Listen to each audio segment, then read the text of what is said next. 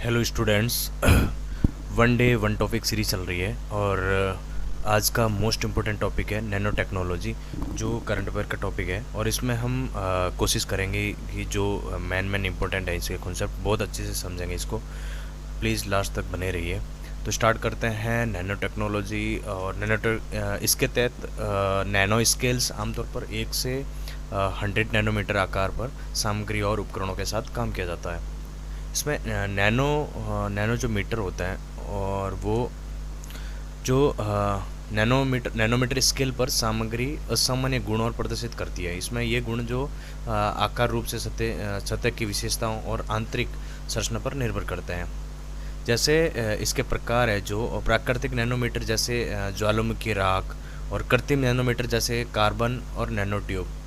इसमें जो बहुत छोटे छोटे जो कण होते हैं उसमें जिसके आकार रूपी होते हैं, जिसको नैनो कण बोलते हैं, नैनो आकार भी बोलते हैं। और इसकी जो चुनौतियाँ हैं ये है कि नैनो पार्टिकल्स मानव और पर्यावरण के लिए हानिकारक हो सकते हैं। यानी जो हमारे सांस के थ्रू जो हम फेफड़ों में जम जाते हैं वो, और कई बीमारी उत्पन्न हो जाती है जिससे। इसके उपयोग है जो हम देखते हैं, जैसे नैनो टेक्नोलॉजी के कुछ मुख्य उपयोग है। जैसे कृषि नैनो फर्टिलाइज़र में इसका मुख्य उपयोग किया जाता है। जैसे इसमें जो पोषक तत्वों के अवशोषण को 90 से 100% तक बढ़ा सकते हैं हम इसमें।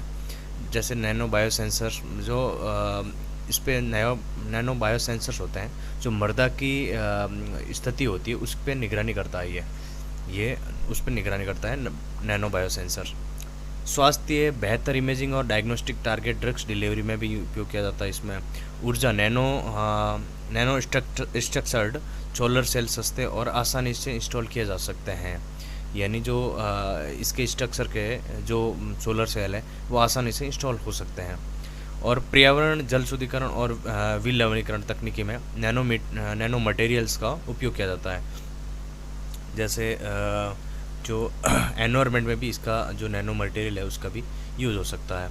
इलेक्ट्रॉनिक्स और आईटी सेक्टर में भी जैसे क्वांटम डॉट्स हो गए और अन्य नैनो जो स्ट्रक्चर्स हैं उसमें भी एडवांस डिस्प्ले जैसे लाइटिंग आदि, जैसे जो मोबाइल का डिस्प्ले आता है और उसमें, और जैसे कंप्यूटर्स के और जो बाकी जो गैजेट्स है या फिर जो भी है डिस्प्ले होते हैं उसमें इसका उपयोग किया जाता है, जिससे इसकी जो स्क्रीन की क्वालिटी बहुत अच्छी हो सके।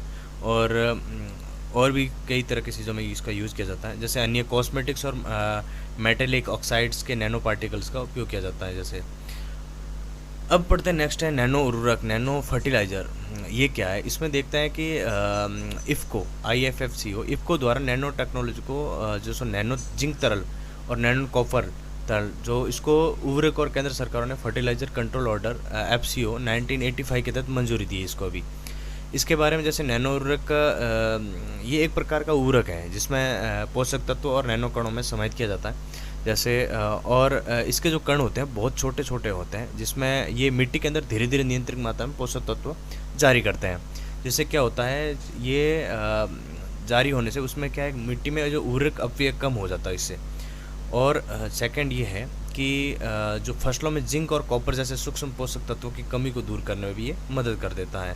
जिंक और कॉपर जैसे सूक्ष्म पोषक तत्वों को कमी को दूर करता है ये, क्योंकि मिट्टी में एब्जॉर्ब हो जाता है बहुत इजीली। और जैसे पौधों में भी ये एंजाइम की कार्यप्रणाली को बेहतर बनाने में भी यूज़ लिया जाता है। और पौधों की जैसे डेवलपमेंट, ग्रोथ, जैसे वृद्धि, और उसमें बाकी चीज़ों में भी इसका यूज़ किया जाता है। इसमें जैसे ये जिंक से ये होता था, जैसे पौधों की वृद्धि, और ये इसमें जिंक में यूज़ लिया जाता है। और कॉपर में ये जैसे पौधों की जो गतिविधियाँ हैं, एंजाइमेटिक गतिविधियाँ हैं, और क्लोरोफिल और बीज उत्पादन के लिए भी ये आवश्यक होता है। उसमें जो बीज की क्वालिटी है और जो क्लोरोफिल, उस चीज़ों में भी इसका बहुत अच्छे से यूज किया जाता है। और इसके अलावा जैसे इफ़को द्वारा विकसित नैनो लिक्विड यूरिया, जैसे liquid urea, America phosphate, DAP को भी ये FCO के तहत मंजूरी मिल गई हाल ही में।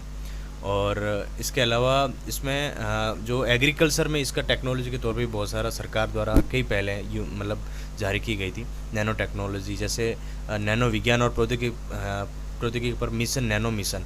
इसमें जैसे साइंस एंड टेक्नोलॉजी के द्वारा जैसे DST का 2007 शुरू किया गया था ये। और इसके कुछ अन्य पहलू जैसे नैनो टेक्नोलॉजी पर कौशल विकास प्रशिक्षण कार्यक्रम भी चलाए गए भारत सरकार द्वारा। इसमें ICR द्वारा चला गए थे और कई कार्यक्रम भी शुरुआत की गई थी। इसमें नैनो उर्वरक संयंत्र एनएफपी इसकी भी स्थापित किए गए थे। इसको द्वारा प्रयागराज के फूलपुरा में स्थापित किया गया। एनएफपी कहाँ स्थापित किया गया था? प्रयागराज के फूलपुर में स्थापित किया गया। अन्य घटनाक्रम अदर डेवलपमेंट इसके कुछ हैं, जैसे गोल्डनी, ये वैज्ञानिक गोल्डनी नामक सोने की एक सीट या चादर विकसित की है। इसमें एक केवल एक परमाणु जितनी मोटी है ये, और इसके बारे में ये है कि सबसे पहले टाइटेनियम कार्बोनाइट परतों के बीच में जो सिलिकॉन को रखा गया था, इसमें जैसे सोना भंडारित किया जाता था, उसमें बाद में सोने को परमाणु के सिलिकॉन की जगह ले ली इसने, और सोने की जो एकल परत है जो मोनोलेयर तैयार हुई थी। ये लगभग 100 नैनोमीटर जो मोटी चादर है, ये वास्तव में व्यावसायिक रूप से उपलब्ध सोने की सबसे पतली और पत्ती से 400 गुना पतली है। यानी मान लो कि जो गोल्ड की जो चादर थी वो 100 नैनोमीटर मोटी चादर है, और ये वास्तव में मतलब इतनी पतली है कि ये जो पतली पत्ती सी 400 गुना पतली है, यानी बहुत पतली लेयर उसे तैयार की जा सकती है। इसके संभावित उपयोग जैसे इलेक्ट्रॉनिक्स उद्योग में उत्प्रेरक के रूप में, कार्बन डाइऑक्साइड रूपांतरण में, हाइड्रोजन उत्पादन में, जल सौंदर्य में भी इसका उपयोग करता है। फ्लोरोसेट नैनो डायमंड, जैसे इसका भी एफएनडी का यूज़ भी होता है। जैसे वैज्ञानिक ने फ्लोरोसेट नैनो डायमंड को अविश्वसनीय रूप से उस गति पर उछाला है और हाल ही में हुआ है। ये प्रयोग देखने को मिला है कि ये रोटेशनल ने स्पिन क्यूबिटस को एक अनोखे तरीके से कैसे प्रभावित किया है। जैसे बैरी सरण के रूप में भी इसको जाना जाता है। फ्लोरोसेट नैनो डायमंड एफएनडी के बारे में कुछ देखते हैं हम। जैसे एफएनडी कार्बन नैनोकण से बने नैनोमीटर आकार के हीरे होते हैं, यानी एक कार्बन नैनोकण से बने नैनोमीटर आकार के एक हीरे होते हैं जो छोटे छोटे होते हैं, सूक्ष्म। ये प्रतिदीप्ति यानी फ्लोरो सीरीज कुछ सामग्रियों का गुण है, जैसे उस आवृत्ति के प्रकाश से विकिरण होने पर कम आवृत्ति का प्रकाश उत्सर्जित करते हैं ये, और इनका उत्पादन है जो उस तापमान और उस दबाव वाली प्रक्रिया में भी होता है। इसके जो कुछ मुख्य गुण हैं, जैसे प्रकार में स्थिर रहते हैं और जीवित प्राणी के लिए भी विषाक्त नहीं होता है ये। मुख्य उपयोग जैसे रिजोल्यूशन इमेजिंग, सूक्ष्म पैमाने पर तापमान संवेदन, संबंधी माइक्रोस्कोपी, और लंबे अवधि में भी कोशिकाओं है उनकी सतत को ट्रैक करने में आदि शामिल है ये। पीजो इलेक्ट्रोलिक पॉलीमर, ये नैनो एक मृत पदार्थ जैसे पदार्थ विज्ञान केंद्र के शोधकर्ताओं ने piezo electronic polymer nano composite पर आधारित एक सुरक्षा चेतावनी प्रणाली विकसित की है। सीएनएस विज्ञान और प्रौद्योगिकी विभाग का एक स्वायत्त संस्थान है। पीजो इलेक्ट्रॉनिक्स पॉलीमर के बारे में, पीजो इलेक्ट्रॉनिक्स पॉलीमर पदार्थ का वह वर्ग है जो दबाव या खिंचाव के तत्व सतह पर विद्युत आवेश उत्पादन कर सकता है। इस प्रकार ये यांत्रिक ऊर्जा को विद्युत ऊर्जा में परिवर्तन करके ऊर्जा प्रदान कर सकता है। इसके अलावा यह लचीलेपन, हल्केपन और प्रक्रियात्मक संबंधी गुणधर्म, इसके कारण जैसे व्यापक रूप से उपयोग किया जाता है। इसका उपयोग मोस्टली जैसे सेंसर, धारण करने योग्य उपकरण और चिकित्सा प्रत्यारोपण उपयोग और इलेक्ट्रॉनिक्स में भी शामिल किया जाता है। इसके अलावा इस टॉपिक को यहीं कंप्लीट करते हैं।